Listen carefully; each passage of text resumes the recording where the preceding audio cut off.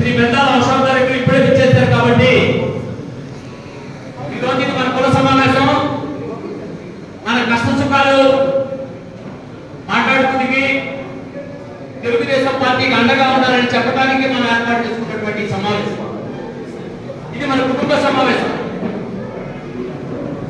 గత 5 సంవత్సరాల క్రితం ఇదే కళ్యాణ మండపంలో ఇక్కడే ఒక భారీ ఎత్తున సమావేశం ఏర్పాటు చేసుకొని అశోక్ గారికి మన కులమంతా దిగించింది.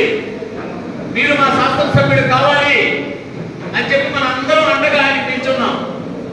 మళ్ళీ 5 సంవత్సరాల తర్వాత ఇదే కళ్యాణ మండపంలో మనం అందరం ఇక్కడ కూర్చున్నాం. చాలా సంతోషం.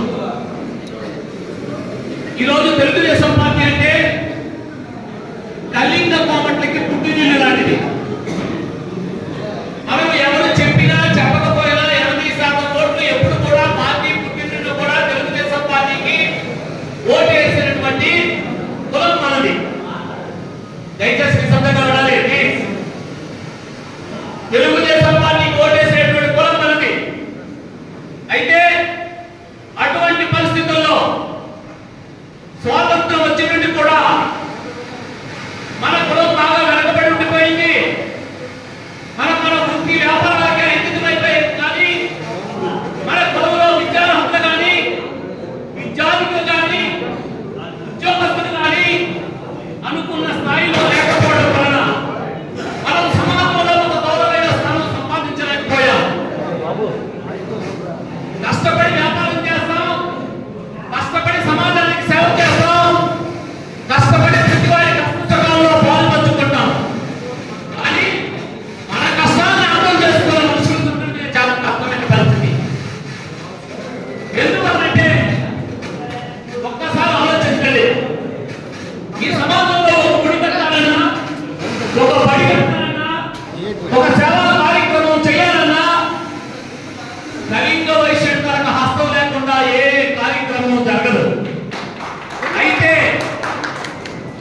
ఆ స్థాయిలో మన కులానికి గౌరవం సమాజంలో దొరుకుతుందని ఒక్కసారి మన ఆత్మ పరిశీలన చేసుకోవాలి. ఈ రోజు పెద్దలు అశోక్ గారి సమక్షంలో మనం కూర్చున్నాం.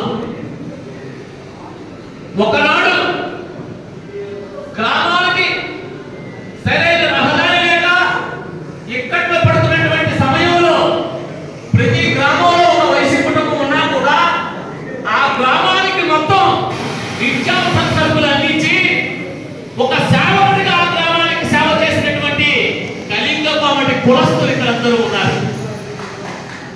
అయితే అటువంటి పరిస్థితుల్లో తెలుగుదేశం పార్టీ మనల్ని గుర్తించింది, మనల్ని గౌరవించింది. సుదీర్ఘకాలం మనం చేసినటువంటి పోరాటానికి ప్రతిఫలంగా 2004లో చంద్రబాబు నాయుడు గారు తెలుగుదేశం పార్టీ అధికారంలోకి వస్తే కళింగ కోమట్ల బీసీల్లో చేరుస్తామని మాటిచ్చారు.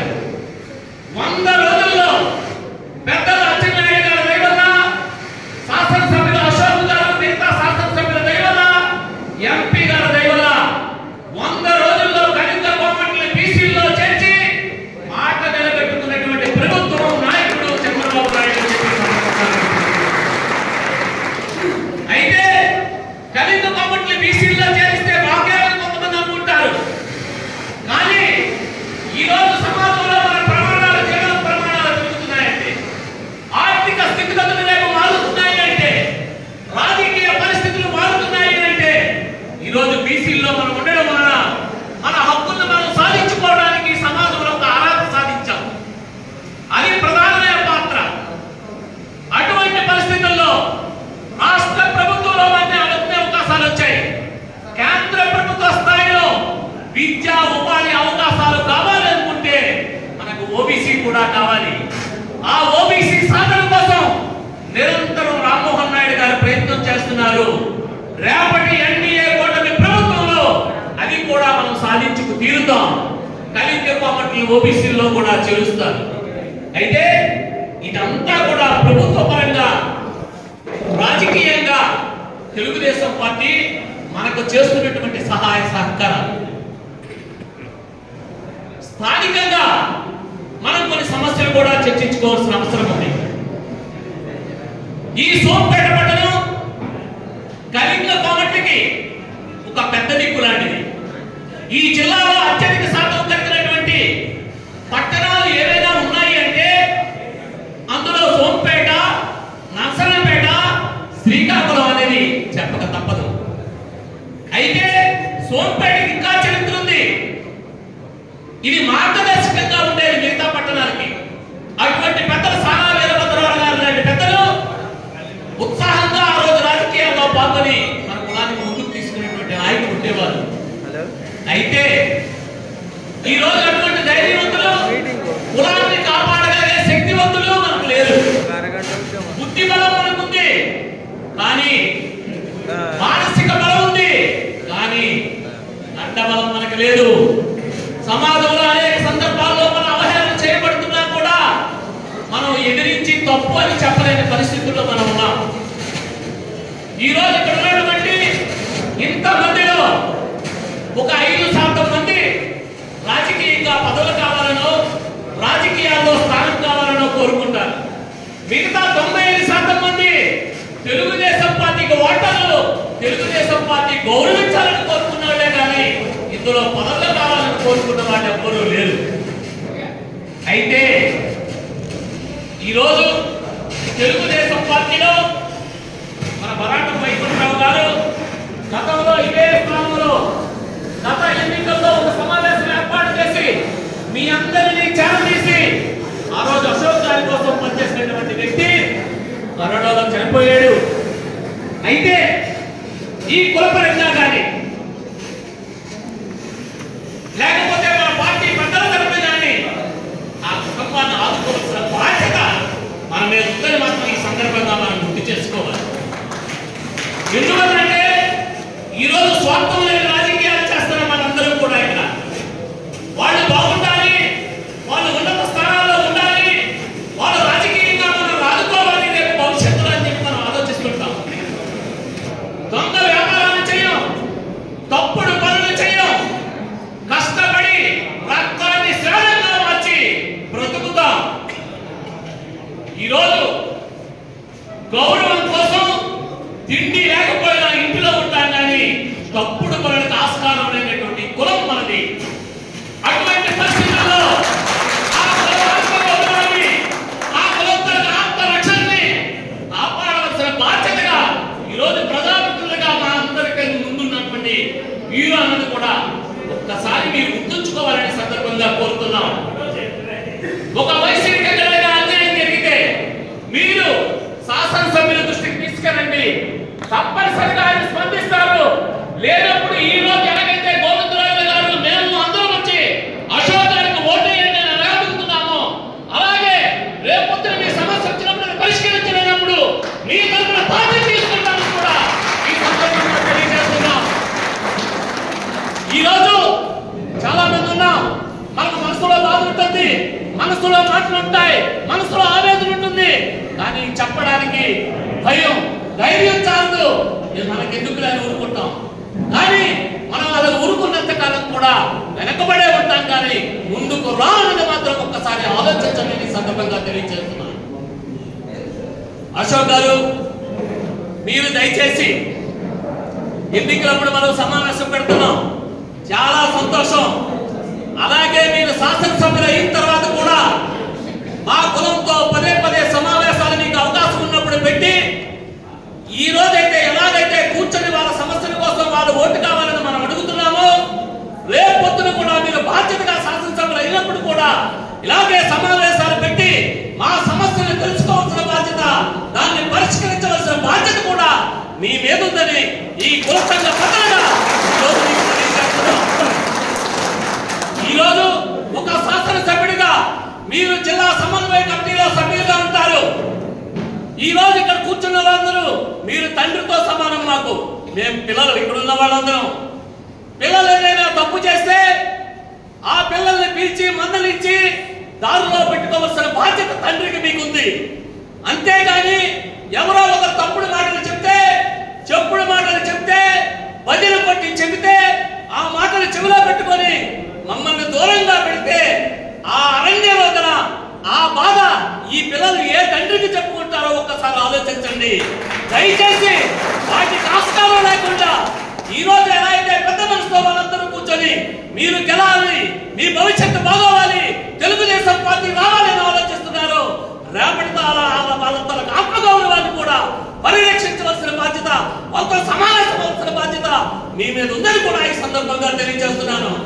ఎన్నికలప్పుడు సమావేశాలు పెట్టడం కాదు, మనం ఎన్నికలు అయిపోయిన తర్వాత కూడా, మనకు అధికారం వచ్చిన తర్వాత కూడా ఇలాగే కుల సమావేశాలు పెట్టి, ఇలాగే మా కులాన్ని సమావేశపరిచి ఈ రాష్ట్ర ప్రభుత్వం నుండి ఈ కార్యక్రమాలు వచ్చాయి, మీలో పేదలకి కార్యక్రమాలు అందిస్తారు, మీలో అర్హులెవరో చెప్పండి అని చెప్పి ప్రజాస్వామ్యబద్ధంగా అడిగి అందరినీ గౌరవించి ఈ కులంలో శాశ్వతంగా మీ పేరు ఉండిపోయే విధంగా వ్యవహరించండి అని ఈ సందర్భంగా కోరుతున్నాను. ఆ రోజు మీ నాన్నగారు బంగాళ ప్రకాష్ గారితో కలిసి పనిచేశాం. రాజకీయంగా అణచివేతకు గురయ్యారు మీరు. కానీ ఈ రోజు భగవంతుడు మీ పట్ల ఉన్నాడు. ఈ రోజు భవిష్యత్తు మీకు ఇచ్చింది తెలుగుదేశం పార్టీ. 3 దఫాల శాసనసభ్యుడిగా ఈ ప్రజా హృదయాల్లో స్థానం సంపాదించుకున్నారు మీరు. దయచేసి ఆ స్థానం 10 కాలాల పాటు మిగిలిపోవాలి అనుకుంటే ఈ ప్రజల గుండెల్లో శాశ్వతంగా మీ పేరు రాసుకోవాల్సిన అవసరం ఉంది.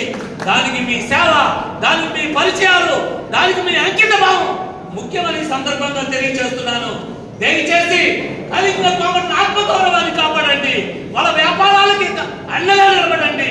వారు ఎవరైనా సమాజంలో ఈర్ష్యతో వాళ్ళని అలగదొక్కాలని ప్రయత్నం చేసినప్పుడు నైతికంగా మీరు మద్దతు ఇవ్వండి, మీరు మాకు అండగా నిలబడండి అని సోంపేట అందరి తరపున కోరుకుంటూ మరాఠో వైకుంఠరావు గారి కుటుంబాన్ని ఆదుకోవాలని, భవిష్యత్తులో ఈ కలిగిన కోవిడ్ కుటుంబంలో తెలుగుదేశం పార్టీ తరపున ఎవరైనా ఉండి నష్టపోతే ఆ కుటుంబం మీదిగా భావించి ముందుగా ఆదుకొని మమ్మల్ని నడిపించాలని, ఈ సమాజంలో మా గౌరవ ప్రతిష్టలు పెంపొందించాలని, అలాగే రాజకీయంగా కూడా కళింగ కోమటి కులానికి గౌరవాన్ని పెంపొందించే విధంగా మీరు ప్రయత్నం చేయాలని, మీ తరపున మీ సహకారం మాకు అందించాలని కూడా ఈ సందర్భంగా కోరుతూ, దయచేసి చూడండి, ఇచ్చాపురం నియోజకవర్గ కళింగ వయసు ఆత్మీయ కనుక దమ్మున్న కళింగ వయసులో పెట్టుకున్న సమావేశం అది.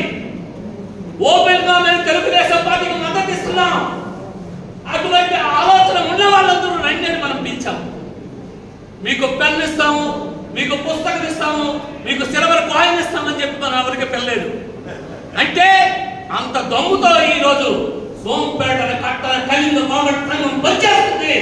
దానికి అండగా మీరు ఉండండి, దానికి బాధ్యతగా మీరు నిలబడండి, మాకు ఆశీర్వదించండి. రేపటి మీ విజయం సొంతం చేసుకొని మా హృదయాలలో స్థానం సంపాదించండి అని చెప్తూ, రాబోయే ముఖ్యమంత్రి చంద్రబాబు నాయుడు గారు, రాబోయే శాసనసభ్యుడు అశోక్ గారు చెప్పి అందరూ కూడా ఆయనకి జయజయమానాలు పలికి తెలుగుదేశం పార్టీ గుర్తైన సైకిల్ గుర్తుకి మనందరం కూడా ఓటేసి అత్యధిక మెజార్టీతో మళ్ళీ చరిత్ర రాయాలి, అశోక్ గారి విజయం అని చెప్పి సందర్భంగా కోరుతూ, ఇంతటి చక్కని అవకాశం ఇచ్చిన మీ అందరికీ కూడా పేరు పేరున నా హృదయపూర్వక నమస్కారాలు తెలియజేస్తూ మీ వద్ద సెలవు తీసుకుంటున్నాను. భారత రాజ్యాంగ నిర్మాణ సరళి డాక్టర్ బిఆర్ అంబేద్కర్ ఒక చెప్పారు, ఈ దేశ ప్రజలకు నేను కత్తివ్వలేదు, ఓటనే ఆయుధం ఇచ్చాను, దానితో ఈ ప్రజాస్వామ్యాన్ని కాపాడండి, ఈ ప్రజాస్వామ్య చరిత్రను కాపాడండి అని చెప్పి డాక్టర్ బిఆర్ అంబేద్కర్ గారు చెప్పారు. ఆ విధంగా మన ఓటుని ఒక ప్రజాస్వామ్యాన్ని కాపాడడం కోసం, ఒక నీతిని బ్రతికించడం కోసం, ఒక ధర్మాన్ని రక్షించడం కోసం తెలుగుదేశం పార్టీకి ఎన్డీఏ కూటమికి ఓటేసి అశోక్ గారిని అలాగే రామ్మోహన్ నాయుడు గారిని అత్యధిక మెజార్టీతో గెలిపించాలని ఈ సందర్భంగా